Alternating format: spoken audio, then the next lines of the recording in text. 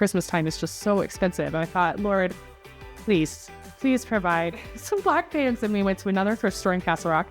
And there they were, just the perfect size right there waiting for me. Learning to use what you have and what the Lord's giving you. But then on top of that, if he doesn't provide it, trusting that you don't need that.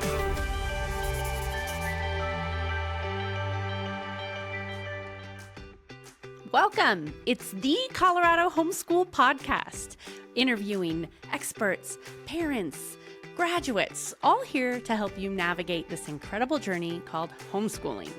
And if you're looking for resources, tips, and help, go to check.org. You'll find what you need. In the meantime, subscribe, follow along. Well, hello, and thank you for joining us today. I'm your host, Kasia Davis, and we have a really fun guest with us today. Her name is Emily Jarvis. I have a great story of how I met her, but Emily and her husband, John, have been married for 12 years. They have 4 kids. They are in their 5th year of homeschooling. And I'm so excited because Emily is going to talk to us about one of the biggest obstacles I hear all the time in homeschooling. How can I even afford it?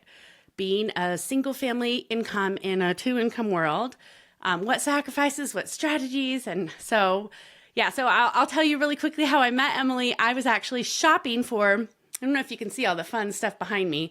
We were shopping to stage our podcast, and I was at Goodwill because, like every good homeschooler for the long term, that's my favorite place to shop is thrift stores. So I met her there, and right before I met her, I was literally praying about podcast guests and saying, Lord, I just need a woman or family that would be able to talk about budgeting and the sacrifices, because I was thinking about my own experience with shopping at thrift stores with my children and how we really utilized those thrift stores and our budget. And then Emily came up and she was like, hey, she recognized me. And I just was loading my car after I talked to her, and literally the Holy Spirit said, wait a minute, didn't you just pray about this? And I was so nervous because I thought, oh my gosh, she's going to think I'm a creepy stalker. I waited for her in the parking lot and approached her. So you were so gracious, Emily, because that is a little creepy for some woman to just walk up to you in the parking lot and ask you to come on to a podcast. So thank you for being willing and vulnerable. And I really do feel like the Lord just opened this up. So thank you. Yeah, you're welcome. So tell me, we're talking about budget and finances. So first, tell me your story of like, how did you come to homeschool? And then how was that, even the financial, was that a consideration? What were those things in your household? What did you guys talk about? Yeah, so we had always homeschooling had kind of always been in our brains as an option, my husband and I. But, when you have babies and littles, you're like, I don't need to think about that for a while. And at the time when I think you said I have 4 kids. When my 2 olders were little, I was still having to work part-time to contribute to our income. So I thought, well, there's just no way I can homeschool. I have to work. So I'm like, Lord, you're really going to have to move about in here to provide for me to come home or whatever. So we had actually, my husband and I had been exposed to a lot of homeschooling families even before we had kids. We worked for a ministry right when we got married called His Little Feet, based out of Northern Colorado. And it was all homeschool families. And then it was a orphan children's choir, and we were responsible for their schooling while we were on the road. So that was kind of an interesting experience. And then later, when my youngest was a little bit older, I started working with a Christian youth theater here in town, and it's all homeschool families. So I thought, wow, I'm just meeting, really feels like this is the community the Lord wants me to be with. But it was funny because at that time, I, with that particular community, not everyone, but a lot of them seem to have more resources than I would have going into homeschooling. They were part of multiple co-ops. They did a lot of extracurricular activities, including the one I worked for. And I thought, oh my goodness, is this what we need to homeschool? Then there's no way. We're going to have to, I can't ever quit my job. I can't, So it seemed daunting. The finances seemed daunting. And we were definitely hesitant for that reason. But we thought, well, private school's not an option. We don't want to do public school. So we just need to try to figure this out. And then when my oldest was at kindergarten age, we thought, okay, now it's time to make the choice. It was 2020. And so she went into kindergarten that fall of 2020. So I thought, you know what, we're not even going to play with this school thing. My 6-year-old is not doing school on the computer. She doesn't even know how to use a computer. So, and I'm hearing horror stories about that. So I thought, we're just going to do it. So I found some really easy, cheap curriculum, and we were just home, and it was just so organic the way it worked out, because you're used to being home with your kids already. So we just all of a sudden started working 20, 30 minutes in our day as school, and it's just, I think a lot of moms with littles wouldn't, you spend some of your time anyway teaching your kids things, shapes and colors and all of that. So when you kind of slide into homeschooling at the way beginning, it feels very natural. And kindergarten is so simple that it is actually pretty affordable, which was surprising to me, but how we got started. I love that. I really love how you said that we slid into it. It was really organic because, boy, a lot of homeschoolers just feel like, well, and they start that. Well, I mean, I think it's human nature in any endeavor. We start thinking about, well, what about this? And what about this? And you opened with sort of the comparison, like, well, so-and-so is doing this program and this program and this program. And yeah, that was, so after you started and you slid into homeschooling, what were some practical things that you did to make it so that you could afford? You mentioned you found affordable curriculum. How did you find that? Yeah. So I think Check was one of the first things that I got connected with. So there's just so many resources on there, links to good curriculum. And then I went to the seminar, what's it called? The introduction to homeschool. Yeah. It was about a year in. I went to that. They were like, oh, you've already started. I was like, yeah, but just teach me all the things. So that's kind of what we've always done. If I've ever paid or put my kids into a co-op or something, it's always been something that I could trade my skills and my time to help pay for tuition. And that's a sacrifice too, because then you're giving your time. Mm-hmm. And there's been seasons where I can't do that. If I have a newborn, I've been having babies the last 10 years. Last year, we were home and we didn't do anything because I had to be home. And that was fine. And that was actually a really great year of homeschooling. So I need to remember. Yes. Less is more usually with homeschooling, especially with littles. Well, I think, you know what, I'm just going to draw back to what you said about, especially in kindergarten, that you just started implementing a little bit. Because I tell people, honestly, you could homeschool with a library card. You really could if you're intentional about what you're learning and you're reading and you're living your life. And there's this great intimidation for homeschool parents where they feel like, or parents considering homeschooling, well, I could never teach my children, but you've taught them everything they know up to this point.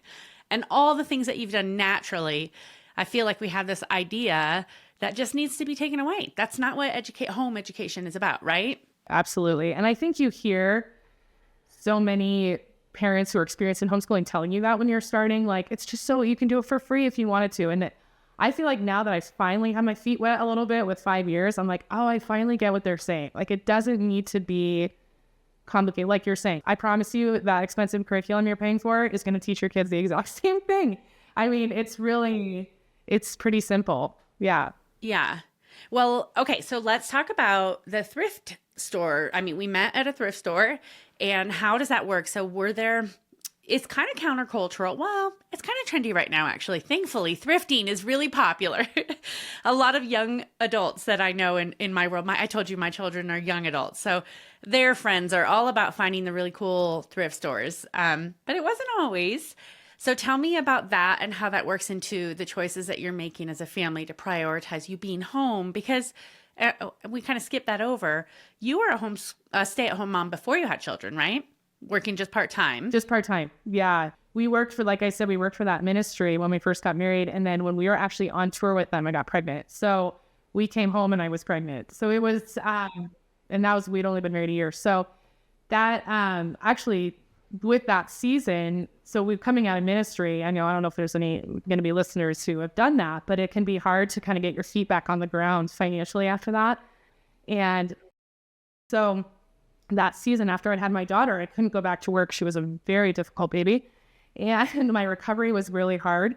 And so I planned on going back to work, but I remember they called me at like 6 weeks. They're like, okay, it's time to come back. And I was like, nope. So we just had to figure it out. And that's really when I started thrifting. And I like look back on that season and I'm so thankful for what the Lord taught me as far as just making do with what you have and the resources he's given you. I try to constantly remember that the Lord gives you what you need. And so it doesn't do much to sit and think, well, why can't I afford the fancy car? Or why can't I and I'm not perfect at this by any means, but Why can't I afford the fancy car? Why can't we go to the fun co-ops that everybody else does and do all the extracurriculars? But the Lord is not providing for us in a way that we can do that. And I just need to trust that that's where he wants us. So I learned so much in those early years about what do I have in my pantry? Like, I just need to figure out, and I got better at cooking through that. And then going to the thrift store, and there's so many times, actually, when I met you at Goodwill, like I went to find homes. I was looking for Halloween costumes, which we don't really do Halloween, but dressing up is one thing my kids love to participate in that. And so I thought, okay, we're going to go to Goodwill. And there's been so many times I've gone to Goodwill or another thrift store and the Lord has provided exactly what I need. And anyone who thrifts knows that you don't really go to thrift stores to look for exactly what you need. Right. So I found that day I met you, I found all 3 costumes. They were 3 costumes my kids actually liked, and they were actually in their sizes, which is a miracle. So Yeah. so many times my kids have needed new shoes, or, just this last week, my son was in a Christmas concert and he needed black pants, and, Christmas time is just so expensive. And I thought, Lord, please provide some black pants. And we went to another thrift store in Castle Rock. And there they were, just the perfect size right there waiting for me. Learning to use what you have and what the Lord's given you. But then on top of that, if he doesn't provide it, trusting that you don't need that. That's wise. I became a Christian as an adult, and my very first favorite Bible verse, I realized later in life I was doing out of context. It's, I can do all things through Christ who strengthens me. And I was like, yeah, I can do it. Woohoo. But then when I learned the context of that is I can be content with a little or with a lot. And that is, what you're teaching your children in that. So have you seen that played out because of the choices that you're making? And we live in a world where a lot of people have 2 incomes and they can afford to eat out regularly or to vacation on these extravagant things. Have you seen examples of being able to teach your children about being content with the little or with a lot? Yeah, I feel like that's a lesson that we're constantly having to teach, not just them, but ourselves, because it does feel like, I don't know if it's living in Castle Rock or Colorado in general, it's higher income around us. And so it does feel like you're just constantly surrounded with, oh, I'm going to Hawaii, or we're going to Disneyland for the 3rd time. Yeah. We've never been to Disneyland or wherever, I don't know. And so just having those conversations of like, the Lord, we'll go, and it's a good time for us to go. And it's when the Lord opens that door for us to go, and it's just not now. And that's okay. Thankfully, my husband and I both grew up in more modest homes. So I feel like we're like kind of continuing this lesson that's been taught that used to be kind of normal in past generations. That's been, I mean, it's frustrating for my children, but I think in the end, they'll be thankful that they didn't have all the things. And, so. Yeah, you're right. You're sowing seeds, you're teaching them character, and you're giving them a biblical worldview, right? To consider the things that really do matter. And I will tell you, I think I've said it already, my children are young adults, and when they hit that teenage year, I mean, we had a certain budget for their clothing. So the first thing we did was we still went to the thrift stores to try to get some staples, and it was a finite amount of money. And I remember finally giving my kids the reins because they were like, no, I don't want this, Mom. And then they went to the mall to try to buy the clothing that they wanted. It was like, okay, for the same amount of money, you get 2 items, or we can do a whole wardrobe. What would you rather? Yep. So it's kind of an epiphany to hand the reins over and let them make those choices. But that's so you're right, Emily, though. It's also for me, I need to be reminded of those things, to not get caught up in, I mean, we're recording this at Christmas time. We're not airing this. It's going to come out later. But right now it's around us everywhere. They're like, how many gifts are you buying? And what stuff? I don't know. It's really, really easy to get caught up into and to start to believe that you're not blessed. And that's not true at all, right? Really a good way of wording it. Yeah. Yeah. So what are some other practical things that you guys have done? You mentioned already cooking out of the pantry, and learning how to be a good cook, because that's a big, so tell me a little bit about that. What other practical things have you had to do to kind of make the budget work to make this sacrifice? Yeah. So as far as those kind of everyday needs go, learning how to bulk shop, Costco, Sam's Club style, learning how to stretch your food and not just go grab what you need. which was a learning curve for me because I am not a meal planner at all. I am not one. I'm like, what sounds good? That's what I want. And not that there's anything wrong with running to the grocery store to pick up whatever, but then, anyone with kids knows that food goes really fast. So some practical examples would be like, my kids really like yogurt, so I learned how to make yogurt. Yeah, because it goes so fast. And, and I make my own bread because bread is so expensive and it goes so fast. We eat a ton of eggs. So this last year, we got 7 chickens and we want to get more next year so we can supplement our own eggs. So because the more you do these things, the more you realize, wow, this is so much more affordable. And you're controlling what's in your food and where it's coming from. So if those are cares or concerns for you, that's definitely the route to go. You probably get to include your kids in those, right? Like, have you taught them how to make the bread, how to take care of the chickens, how to prep the food? Yeah.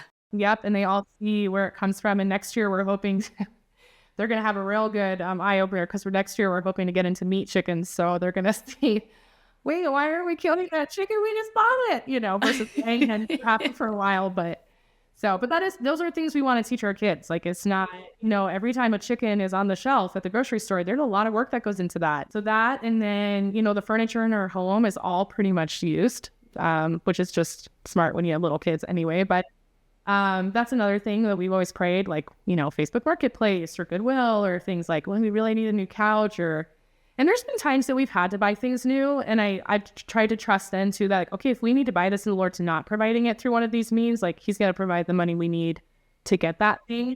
And it's okay to spend money. So I think sometimes when you're a thrifter, you think, oh my goodness, there's just no way I can spend this amount of money. It's too much, and the Lord's like, it's okay. You can go buy that rug. You don't need to thrift just wait for a good sale and then buy the rug. No, or something like that.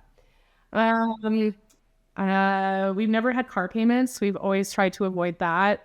And that's also been through the Lord blessing us, or like you said, driving older vehicles or I don't know if you said that on here, but when we were talking earlier, and not always having the nice car. I mean, I do have several friends who always, and they can totally do this and it's fine, but they always have a new car every 2 or 3 years and that's fine. That's their choice, but that's just not an option for us, so we tried to buy cars in cash. We did have to get a new vehicle when we had our third baby, but we paid it off as fast as we can because we're like, oh my goodness, this is such a big payment every month, Are there any times that you feel like, when is it that it is the most obvious and you feel a little like, less than maybe because you are not keeping up with the Joneses or you don't drive that fancy car?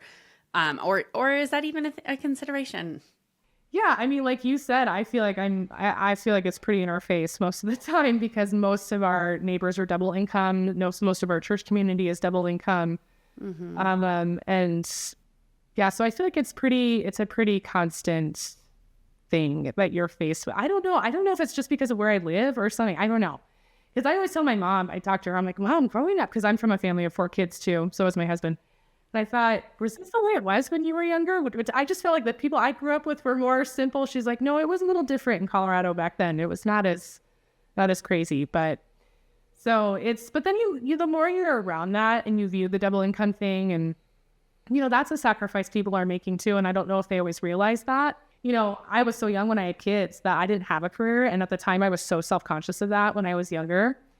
And now I'm so thankful for that because I didn't have to juggle that choice of am I going to fall out of my career and lose my status or be a stay-at-home mom? It was just so obvious to me. Oh, I'm going to be a mom now, I love, you're saying some really great things that are making me think about reminding me of my life. But you mentioned that sometimes if there's something you need, you do some kind of barter or trade. So tell me about how that has worked out. Yeah. So mostly that's been with co-op stuff.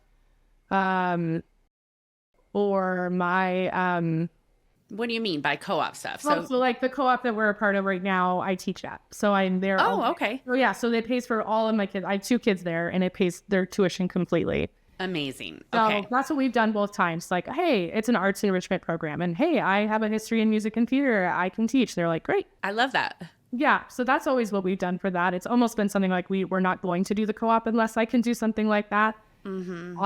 And then my daughter takes piano lessons from my dad.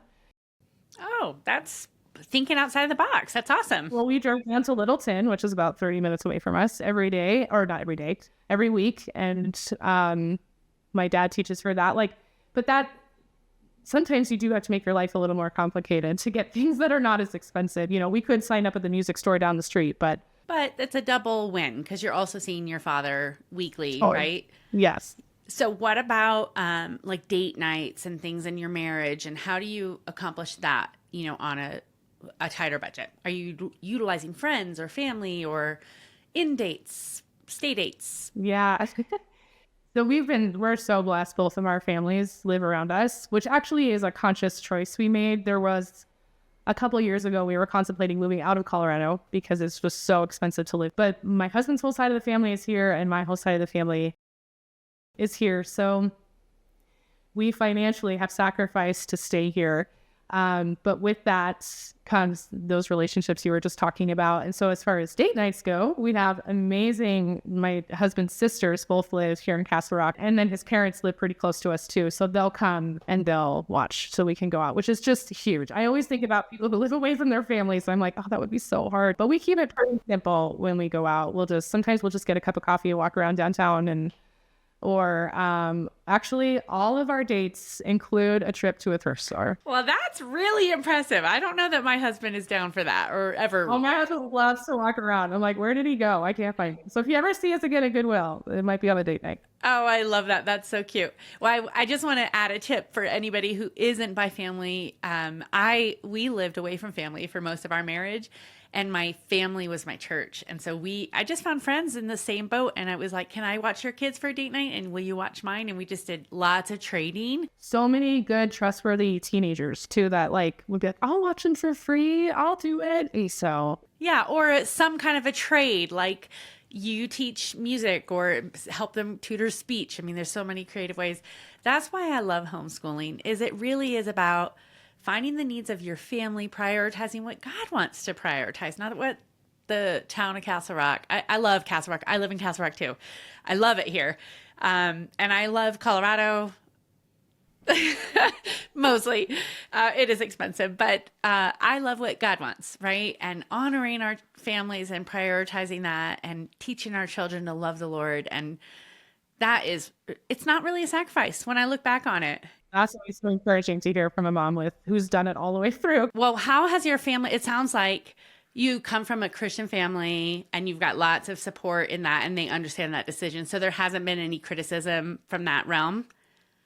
For the most part, no, I wouldn't say criticism, but definitely some like side eyes, like, are you sure this is what you want to do? Well, but very, very politely, let's look forward, or are you sure this is working? Or are you sure that curriculum is sufficiently teaching your children what they need to know? You know, that's kind of the questions that I get, which in the beginning, you're very like, well, I don't know. I hope so. But, you know, with more experience, you're like, yeah, it's okay. We're fine. But for the most part, as the longer we've done it, our family has been very like, oh, this is just so normal now. You know, I think they're starting to see, oh, wow, this is a really unique way of educating your kids when you're not used to it. But there's so many benefits to it. Yeah. Well, if you look at the vision statement of CHEK, we say we envision families honoring Christ by embracing home discipleship that is Christ-centered, parent-directed, and free from government control. And it really doesn't include the word education, but that's what home education gives you the opportunity to do, is to disciple your child in the way that he should go, right? Or she should go, which is so awesome. And so now that you've been homeschooling, now you're in your 5th year, are you starting to see family go, oh, and they really love to see it? Yeah, and I think they are seeing, and we're seeing too, because we're kind of experiencing alongside of them, of what you're saying about, you know, it's so easy to focus on the education, but that's just such a side, it's not a side thing for us, but it's such a small part. I don't want to I'm not trying to make it sound like it's not important, but it's just a piece of what we do. Like there's so much more to it, especially today with kids being exposed to so many things so young.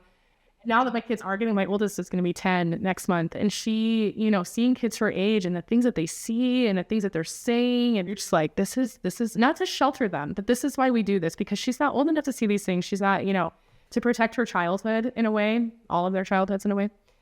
So it's, yeah. And just fostering those relationships with family and not being exhausted all the time and not, yeah, it's been all around. I love it.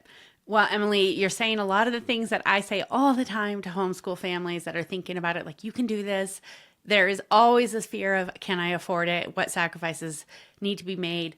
And what's funny about it is we are talking about sacrifices. We're talking about budget things, but the truth is they just don't know yet. It's not a sacrifice. The rewards are way better than the things that you lose, right? Yes, so true. So it is true. You might have to cook your meals at home, and you might have to consider having an older car. You might have to consider not getting a brand new house and making the kids share a bedroom, that kind of thing.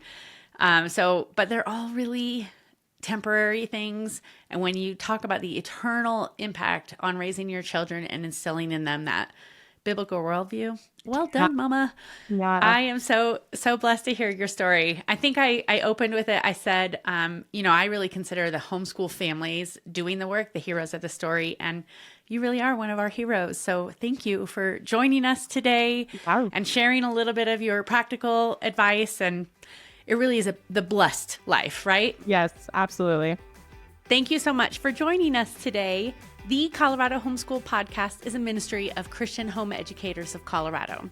We have been motivating parents to disciple the next generation by embracing home discipleship that is Christ-centered, parent-directed, and free from government control. We invite you to join us in this mission. If you want to support homeschooling in Colorado, go to check.org/donate. In the meantime, share this with your friends and make sure you subscribe. That really helps us. Thank you.